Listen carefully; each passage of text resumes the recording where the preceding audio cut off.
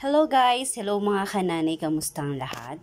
Ayan, for today's video natin, i-share ko lang sa inyo yung another na pinagkakakitaan ko dito lamang sa aming bahay. Yan, sa harap ng aking tindahan. So, ito idinagdag ko sa aking mga paninda.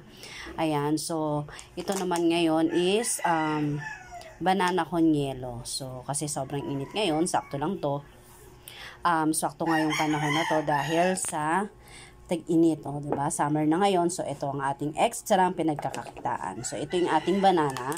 Ayan, niluto ko lang siya sa brown sugar, tapos may vanilla, and then ninagyan ko siya ng sago. Ayan, may sago yan guys, hindi yung maliliit. Ayan, so ninagyan ko siya dyan.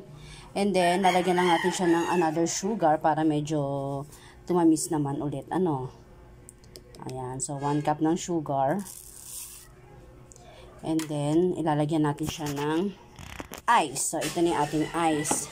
Ayan, nakabili na rin pala ako ng ice crusher. So, ayan. Lagyan lang natin siya. Ang hirap ng wala. Ano yun? Choy! Wag choy!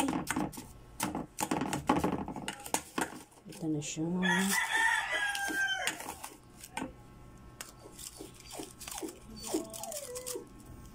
Ito ngayon idinagdag ko na pwede nating pagkakitaan sa harap lang na ating bahay guys. Kahit nandito lang tayo sa bahay, pwede tayong kumita, no? So, share ko lang sa inyo ito guys. Kunti lang yung inano ko muna. In-scratch ko na yellow para pakita ko lamang sa inyo. Ayan, lagyan natin siya ng ice crush. Tapos, lagyan natin siya ng milk. Evap. Ayan. So, 1/4 cup yan. Pero hindi ko naman siya talagang pinuno na talaga. Na 1/4 cup. So, ito na yung ating banana con yelo. Diba? Simple lang to guys. Pero, swak na swak to sa atin. Kapag kakakitaan natin, dagdag kita.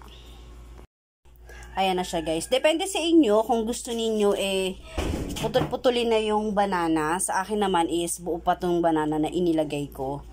Ayan, para medyo maganda tingnan, 'di ba? Pero pag mga bata, pag request nila na putulin yung or ang tawag diyan hiwa-hiwain na yung ating banana, ayan, gagawin natin 'yan. Tapos ang ginamit ko nga palang evap na milk is Jersey, yan, evaporated milk. So mura lang to. Ayan.